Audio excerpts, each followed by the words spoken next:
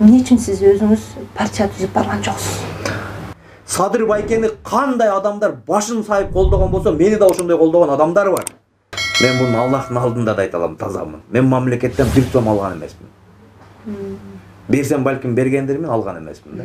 Калп айткан учуруңуз болобу? Кайсыл учурда калп айтасыз? Калп айтам го. Ушундан биз конституция эч нерсеге жардам бербейт экенин түшүнүшүбүз керек. Ошо мени Садырга кошулбайсыңбы деп аткандар айтпайсыңбы? Бабанов менен эмне кошулдуң деп. Саламатсыздарбы, урматтуу Факты Кежинин жалпы көрөрмандары. Кайрадан сиздер менен эмгегим элиме көрсөтүүсү. Акыркы учурдагы Борбордук шайлоо комиссиясынын билдиргенине караганда талапкерлердин саны 20дан ашты. Алардын катарын толуктаган Бактыбек Калмаматов бар. Бүгүн биз студиябызга чакырганбыз. Алдыдагы пландары, учурдагы коомдо болуп жаткан окуялар туурасында кенен маалымат курабыз. Андыктан бизден алыстабаңыздар. Саламатсызбы? Саламатчылык.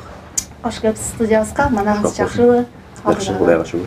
Пландарыңыз жакшыбы? Кадамдар. Жакшы. Эгер уруксат берсеңиз, анда мен суроолорду баштай берейин. Парламенттик шайлоого чейин тынымсыз массалык маалымат каражаттарынан чыгып, элге эскертүү берип, бир нече окуялардын чындыгын айтып, мындай жакшы жүргөнсүз да, анан эле ортодо жок болуп кеттиңиз. Эмне менен алек болуп кеттиңиз? Эмнеге жок болуп кеттиңиз шайлоодон кийин? Мен 2015 жылы болгон парламенттик шайлоого катышкан жокмун, бир дагы партияга барган жокмун. Мен буну мындай көмүскөдө калтырбай ошол учурда эле ачык айтканмын. Мен бир дагы партияны тандабайт экенимди, бир дагы саясатчыны колдобойт экенимди. Бардык оппозициясы дагы, позициясы дагы биригип алып, бийликтин камчысы чыгып калды. Бийлик узурпацияланып калганын эч ким айтпай, бардык ошолор менен бир кемеге түшүп алды деп. Мен башка альтернативалык көз карашты алып чыгалы деп, баарына каршы деген көз карашты кармандым. Ошол учурда кандай айтылууга мындай муктаж болуп аткан маселелер болсо, баарын ошол учурда мен айттым. Менин мындай бир чети кубанганым, мен ошол учурда айтып аткан маселелер кимдир бирөөгө мындай бир түшүнүксүздөй болуп аткан болсо, бул 5-октябрдан кийин бардыгы түшүнүктүү болду да. Мен аны алдын ала эле көрүп билип айтып койгонума өзүм дагы ынандым да. Мен жоголгон жокмун. Мен ошол учурда кандай позицияны карманып аткан болсом, азыркы учурда дагы ошол эле позициядамын. Бир төңкөрүштөн кийин бирөөлөр тыюу салдыбы дегенде ой келип кетти да, төңкөрүштөн кийин бир аз тынчып калганыңызгачы? Мен эч кимден эч нерсе бул жашоодо карызым жок. Эч качан менин көз карашым бирөөнүн көз карашы менен байланыштуу болушу мүмкүн эмес. Мен аны бир нече жолу саясаттагы басып өткөн жолумда далилдегенмин. Бул мындай актанууну талап кылбаган нерсе. Мен парламенттик шайлоого катышпаганымдын себеби, мен ал жака жөн гана депутат болуп барганым гана болбосо, мен эч нерсе андан аркы баягы эч нерсе кыла албайт экенмин. Мен ошон үчүн барган жокмун депчи. Анан ушундан улам сизге суроо жаткым келип атат да, мындай ушунча чындыкты билип туруп, ушунча эл алдына чыгып туруп, эмне үчүн сиз өзүңүз партия түзүп барган жоксуз? Партия түзүп коюш бул оңой эле. Партияны түзүп парламентке өткөрүп кайыш дагы оңой эле.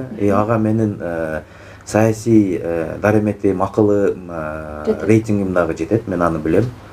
Бирок бул чоң жоопкерчилигин дагы унутпашыбыз керек да. Бүгүн Кыргызстанда бир дагы партияга эч ким ишенбейт. Ооба. Себеби туруктуу партия жок. Бир күн карасаң ичинде ашмат ташмат, эртесүнү карасаң эшмат балтабай, анан үчүнчү күнү карасаң Кешебай, Урмат ушундай да. Мындай туруктуулук жок. Партиялар бул жөн эле бийликке жетүүнүн эле мындай инструменти, кемеси болуп калып атат да. Реалдуу турмушта мындай эч бир чоң өзгөрүүгө алып келе албай атат да. Анан мына президентке аттанып аткандардын бардыгынан эле сурап атам. Эмне түрткү болду депчи. Ар ким ар кандай ой пикирин айтып атат. Кээ бири мен эркиндүүлүк үчүн күрөшүп атам дейт. Кээ бири баягы карапайым элдин баягы кредит жагындагы маселесин чечим деп атат. Дейле сизге эмне түрткү болду? Ким сунуш кылды же бул өз чечимиңиз болдубу? Буга чейинки идеяңыз бар беле? Менин шайлоого катышуу өзгөчөлүгүм башкалардыкынан бир топ жоопкерчиликтүү. Биз ушул жумушту апрель айынан мындай чогулуп баштаганыбызда, 5-октябрда болуп кеткен окуяга биз мындай илгертеден мындай байланышыбыз бар да. Адам өлбөйт деп ойлогонбуз. Мен бийлик тараптан дагы ок атуу болбойт деп ишенгенмин. Мен ушундай мындай анализдеримде ошондой болчу да. Тилекке каршы кокустан бир жигит көз жумуп калды, Үмүт аттуу да. Бунун аты Үмүт болгону дагы жөн жеринен эмес. Бүгүн мамлекетте, Лейлекте бир үй бүлөнүн Үмүт өлдү. Эгерде биз азыр чыгып ар бир үйдөгү элдин үмүтү үчүн күрөшпөсөк, бир эле жылдын ичинде, алдыңкы бир эле жылдын ичинде, эгерде биз туура эмес жакка кете берсек, мына азыр кетип аткандай, ар бир үйдө бирден үмүт өлгөнгө барабар болот. Бул башкача айтканда, адамдын өзүн өлтүргөндөн көрө үмүтүн өлтүрүп койгон бул оорураак болот. Бул үмүтү өлгөн адам бул адам эмес уже. А эгерде биз бүгүн бир үмүттүн өлүмүнө актай албай атсак, туура эмес жасаган иштерибиз менен ар бир элдин үмүтүн өлтүрүп койсок, бул геноцидке барабар болуп калат. Ушундай жоопкерчилик мени ушул жолго аттанууга, бел байлоого мажбурлады. Ушул тополоңдон кийинчи бир топ баягы кызмат орундары айрымдары күчкө салып эле өзү менен өзү баягы креслону басып алды дегендей, кээ бирлери өзүнүн адамдарын сунуштады, ар ким ар кандай ой болду да.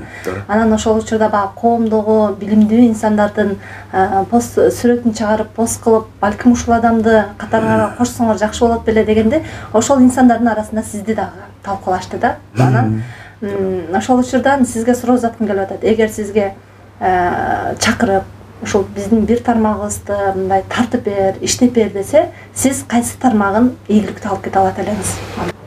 Орок уралбаган орок тандайт деген. Мен кайсы кызматты аркалабайын, мен анын өтөгүнө чыгат экениме көзүм жетет. Бардык тармакка алып кетет. Кайсы тармакты болсо да. Мен жада калсам, мен Минздрав болуп да иштеп кое алам. Маселе эмнеде да? Маселе сен ал ишти билгениңде эмес да, маселе сен ал иштин этегин көргөнүңдө да. Маселе сенин акылыңда, анан көрөгөчтүгүңдө да, этегине көзүң жеткенинде да. А бизде ушундай бир союздан калган бир жаман эреже бар. Юрист только юрист болуш керек, врач только врач болуш керек, шопур только шопур болуш керек дейт. То есть адамдын көз карашы андан көбүрөөккө жетип атса, эмнеге аны чектеш керек деген дагы мындай ой жүгүртүү болуш керек да. Эми мен ушул жерден бир нерсени ачыктап коеюн деп атам. Революциядан кийин Садыр Жапаров мага чалды. Чалып, мага вице-премьер болуп иштеп берүүнү сунуштады. Мен тилекке каршы жок деп жооп бердим. Себеп? Шайлоого катышуу ниетим бар экенин ошондо эле айттым. Мен эмнеге жок дедим да. Көбү менен айтышты. Эмнеге жоопкерчиликтен качасың деди да. Биринчиден вице-премьерлик деген бул өкмөттөгү эң безделник 4 киши ушул. Эч нерсе жумуш кылбайт. Министрдин жасаганын премьер-министрге ушактай ташып берип эле почтальон. Эч нерсе, өзү бир нерсе ойлоп таппайт. Өзү бир жактан акча тууп келбейт. Жөн эле бирөөнүн ишине эшек иштейт, ат жейт деген жагында ат болуп алган бул. Бул жоопкерчилик дагы эмес. Эми мен барбай койгон себеби ал эмес, мен башка себебин айтайын деп атам да. Мен эмне үчүн убактылуу өкмөткө барган жокмун да. Анын аты айтып турат, убактылуу деп. Убактылуу болгуңуз келет. Убактылуу деп. Маселе мен убактылуу болгум келгенде жок эмес. Мен убактылуу бийлик эмне менен алек болот экенин билем. Себеби Кыргызстанда саясатчылардын бир калыптанып калган өлбөс житпес бир мүнөзү бар. Ким бийликке келсе эле, эптеп эле ошол жерде калып калууну эле ойлой берет. Эптеп эле ошол жерден өзүнүн кадрларын коя калып шайлоону утуп келүүнү эле ойлой берет. Мына 5-октябрдан бери бүгүн 12-13 ноябрь болуп калды. Эмне жумуш жасадык? Кадр алмаштыргандан башка. Бул кадр алмашкандан эч нерсе өзгөрбөйт экенин биз 30 жылда түшүнүшүбүз керек да. Анан жоктон тапкансып конституцияны өзгөртөбүз деп кирдик. Бул эмне? Колу барбы, буту барбы, басабы, же жейби, же чуркайбы? Бул китеп да, адам ойлоп тапкан китеп. Туурабы? Анан Сооронбай Шарипович жаман иштесе, же Атамбаев жаман иштесе, же Бакиев жаман иштесе, эмнеге китеп күнөөлүү болуш керек акырында? Туурабы? Эмне үчүн мамлекеттин өнүкпөй атышына Ак үйдүн забору күнөөлүү болуш керек? Сенин элге болгон мээримиң, элге болгон сүйүң жүрөктөн ачылбаган болсо, сен каша менен эшикти алып койгондон эмне пайда? Бузганга всегда успеем. Бузганга дайым жетишебиз. А биринчи жанына бир нерсе куруп көрбөйлүбү, созидать этип. Урганга кем акылдын дагы акылы жетет. Кем акыл, эң акылы жоктун уй-пуй, жылкы деле келип сүзүп кетип жыгытып бузуп кое берет. А биз адамбыз го, биз курбайлыбы бир нерсе. Шайлоого карата номер 2 форманын алынышы, ошондой эле шайлоо босогосунун 30%ке түшүшү депчи. Мына ошол боюнча дагы баягы Алтынбек Сулайманов өзү пост жазбадыбы? Бул сүйүнүчтүү кабар жаштарга жол ачылды депчи. Чындыгында эле сүйүнүчтүү кабар эми жаштарга жол ачылабы же кандайдыр бир деңгээлде дагы саясий оюндар ойноп кетеби дегендей? Акаев айтты. Ушул конституцияны өзгөртсөк эле жакшы болуп кетебиз деди. Бакиев айтты, конституцияны өзгөртсөк эле жакшы болуп кетебиз деди. Атамбаев айтты, конституцияны өзгөртсөк эле жакшы болуп кетебиз деди. Убактылуу өкмөт айтты, конституция эле мешайт этип атат деди. Анан келип туруп Атамбаев айтты, жок, башкача кылыш керек экен деди. 9 жолу баш мыйзам өзгөрттүк. 30 жылдагы кийген кейпибиз дүйнөдө эң акыркы өлкөлөрдүн кейпине келдик. Ушундан биз конституция эч нерсеге жардам бербейт экенин түшүнүшүбүз керек. Ушу кагылайын элим, ушу бир нерсени түшүнүш керек да элчи. Ниет өзгөрмөйүн. Ниет өзгөрмөйүн. Бул жанкы ашканадагы бычактай эле боло берет. Нан кестесең адам союп салат. Демек жыйынтык чыкпай калышы мүмкүн. Жыйынтык чыкпай калышы мүмкүн да. Анан айтып атпаймынбы, мыйзамды ким кантип колдонот да? Мына акыркы шайлоо, кече 2015-жылдагы шайлоо адамдарга абсолюттук түрдө баары бир экенин көрсөттү. Ооба. Биримдик менен Мекеним Кыргызстан партиясы бири 45, бири 46 мандат алып койгону бул эшикте мындай ачык түрдө подкуп болуп аттын дегендин белгиси. Ачык түрдө. Бирок элдер айтып атпайбы? Элдер сатылма депчи. Элдер сатылма эмес. Эл тандаганга башка альтернатива жок. Буну мен ошол учурда да айттым. Оппозиция жок деп. Оппозицияң псевдооппозиция болуп, бийликтин тегерегинде мынтип чуркап жүрүштү. Даже ошол өзүн оппозициябыз деп аткандар, 5-октябрь күнү бийлик менен 0,5% сурап мени киргизип койчу деп, босогодон өтүп алайын деп соодалашып жүрбөдүбү? Бүгүн ошолор эмне жумуш кылып атат? Каерде отурат? Кимге акыл үйрөтүп атат? Вообще ошолор бизге этика, нрава, бир маданият жөнүндө айтканга моралдуу укугу барбы бир нерсе деп сүйлөгөнгө бизге? Адамда адамдык сапаттагы болуш керек да, саясатчылык мүнөздөн башка. Өнөрбек Чиркешевич мен устатым деген экенсиз да. Туура. Ошол президенттик аттанатканда ал киши менен дагы бир кеңешпе койбосоңуз керек. Кандай пикирин билдирди? Мен эми дагы бир жолу кайталайын да.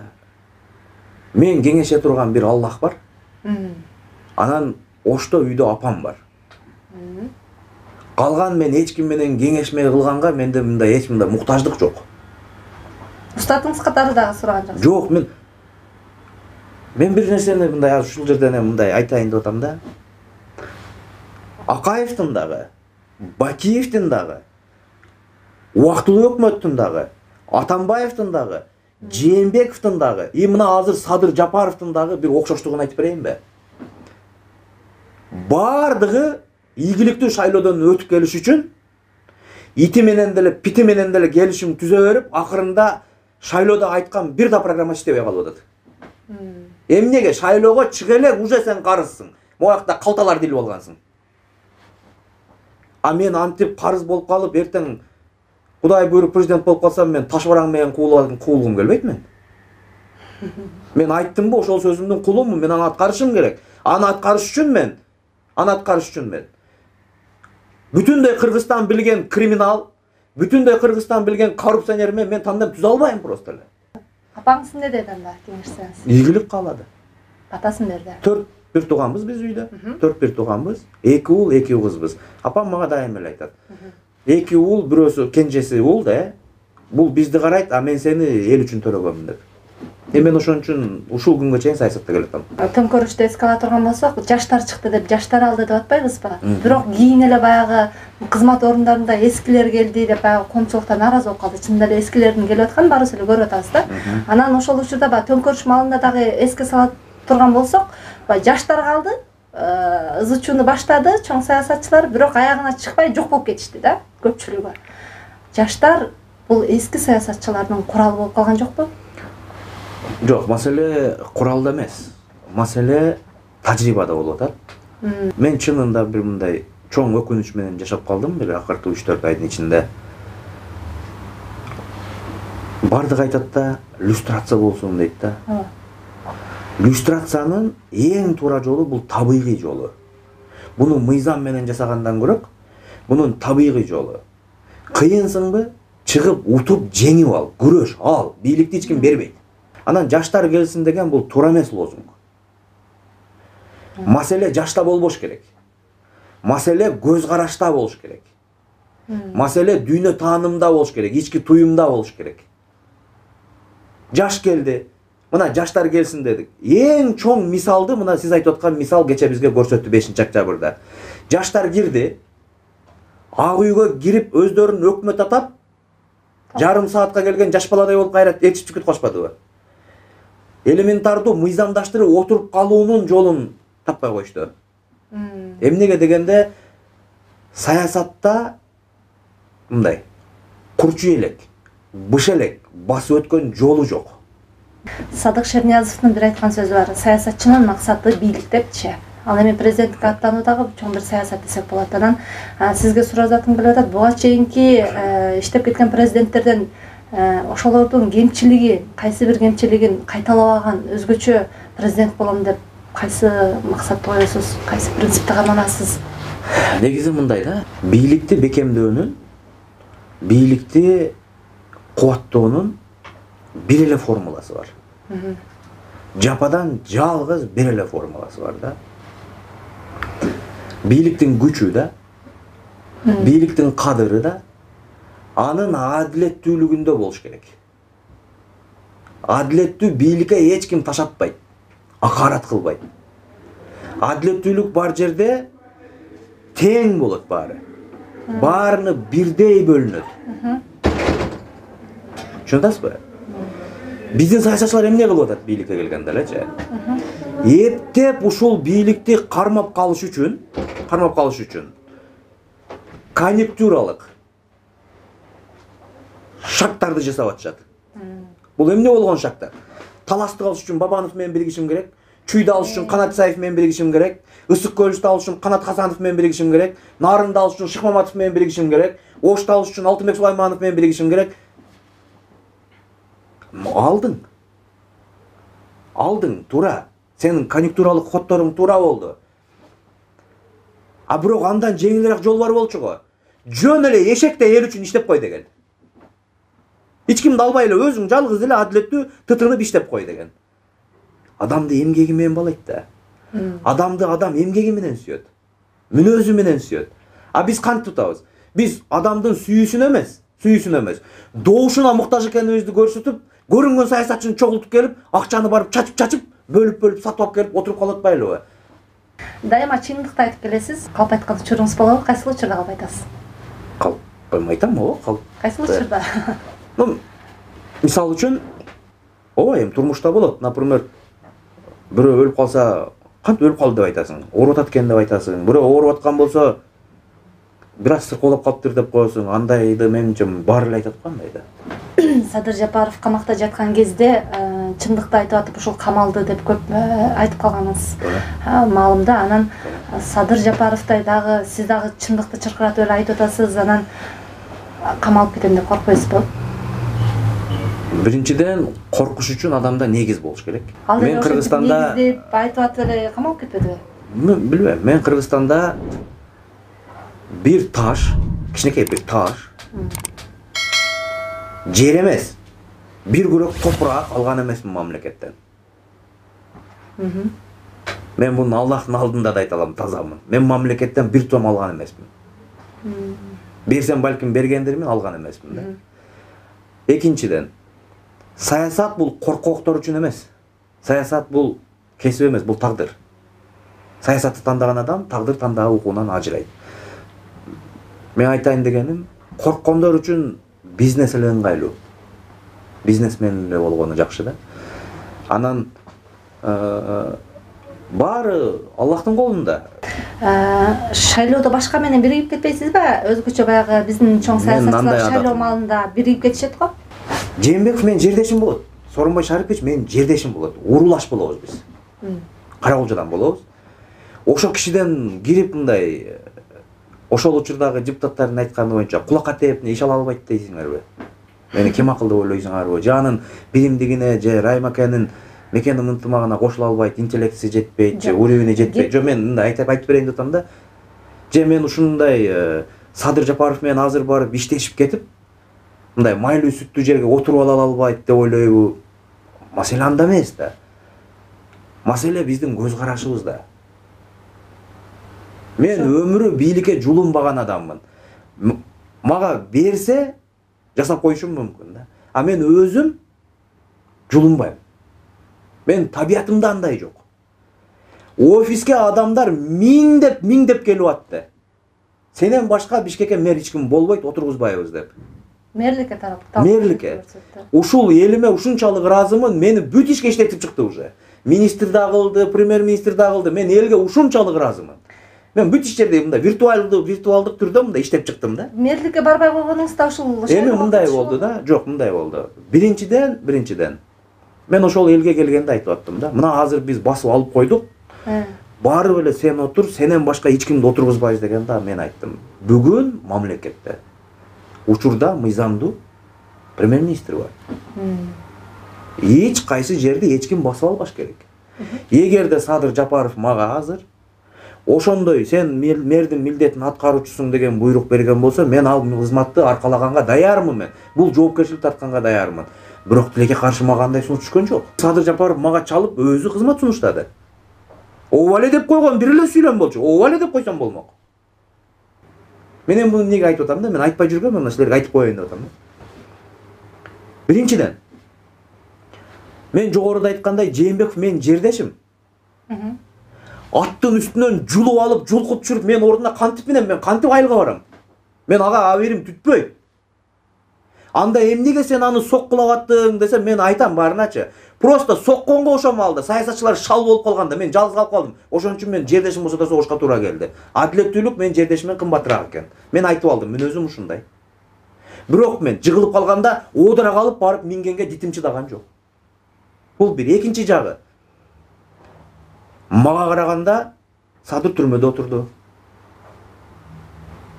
Садыр Жапаров ошол учурда ошол бийликтин кугунтугун жеди. Мен бул 5 октябрда болгон окуяны мен революция деп атабайм. Мен бул жердеги биз элдер орното албай калган адилеттүүлүктү акыры чыдабай кетип Аллах өзү келип орнотуп кетти деп атайм. Бул Аллахтын адилеттүүлүгү орногон күн ошол. Мен Садыр Жапаров менен революция болгондон бир күндөн кийин жолуктум. Шундай экөөбүз отуруп сүйлөштүк. Мен ага суроо бердим. Байке, отуруп кала аласызбы деп. Мындай азыр могу оодарылыш болуп кетиши мүмкүн. Отуруп кала аласызбы дедим. Сым кыйын болуп атат, отуруп калам деди. Моралдык укук сиздики дедим. Сиз мына бүгүн отуруп хан болгонго моралдык укугуңуз бар, түрмөдөн чыктыңыз дедим. Эгер отура албай турган болсоңуз, биз келип отуралы. Дедим, жок, мен отура алам деди. Анда Садыр байке, мен президенттик шайлоого катышайын дагы, азыр мен мындай на дно кетейин дедим. Элдин көзүнөн жоголуп кетейин дедим. Эгерде ошол маалда мен дагы саясатка келип ала турган болсом, биздин тарапташтар менен башка тарапташтар болуп, ал жакта Садыр экөөбүздү чабыштырабыз, экөөнүн электоратын согуштурабыз деген саясий күчтөр бар болчу. Садыр байкени кандай адамдар башын сайып колдогон болсо, мени да ошондой колдогон адамдар бар. Колуна таш алып, темир алып чуркай турган. Мен аны 5 октябрда ошол балдардын жасап аткан ишинен көрдүм. Эмне жасап кое алат экен. Ошон үчүн айттым, сиздин моралдык укугуңуз бар. Мен сизге жолтоо болбой, мындай баланы детдомго таштап кетип атсаң деле, бат кетип калбасаң кылчактай берет. Алып кете бекен деп көзүн боортуп. Мен өзүмө зыян келсе дагы, өзүмдүн электоратымдын алдымда осол болсом дагы мен офистен чыкпай отурдум, үн катпай бүгүнкү күнгө чейин. Садыр Жапаров бекем отуруп алсын деп. Эл кылчактап, лидер издебей, ошого кетсин, ишенсин деп. Анан мен ошондо сурадым, Садыр байке, анда чечишип алайлы. Эгер сиз буяка премьер-министр болсоңуз азыр, сиз президентке кое албайсыз. Десем, ооба деди, сүйлөшүүлөрдө бардык ошентип условия коюп атат деди. Анда мен коем деп кеттим. Мен ошол күндөн баштап президентке коет экенимди түшүнүп, даярданып баштадым. Мен бүгүн орто жолдон кычыктан чыга алган жерим жок да. Мен ошол учурда жок, мен койбой калат окшоймун, мен премьер-министр болот окшоймун деп эки сүйлөп койгон жокмун да. Мен ошол маалда коем дедим, мен койдум. А койбойм деп аткан адамдар кийин коет экенин Кошкордон уктум, жолугушууда. Мен президенттикке кетип атам дегенин. Ушунча бийликти колуна чогултуп туруп, азыр ушул адам президенттикке барса шайлоо адилеттүү өтөт экенине бир ишенеби? Биз билебиз да, бийлик келгенден кийин шайлоо кандай өтөт экенин. Бүт чиновниктер, акимдер, прокурорлор, СМБлар, милициялар бардык ордордун эле отурат. Өзгөрүп алган жок. Эч нерсе өзгөргөн жок. Туфли, костюмшым, плащ бардыгы Сооронбай аканыкы. Бир эле шляпасы калды. Азыр монтур эле кийсе, Акшаш калат. Садыр Шарипович болуп калышы мүмкүн да уже. Жакшы. Сизге болгон суроолордун түгөндү. Бирок ошентсе да сизге коомчулукка болгон сиздин кайрылууңуз болобу, билдирүүңүз болобу? Өзүңүз айтсаңыз болот. Адамдардын эс тутуму аябай кыска болот экен да. Кыска болот экен. Кече күнү эмне көргөнүн унутуп калат экен да. Пенде экен да.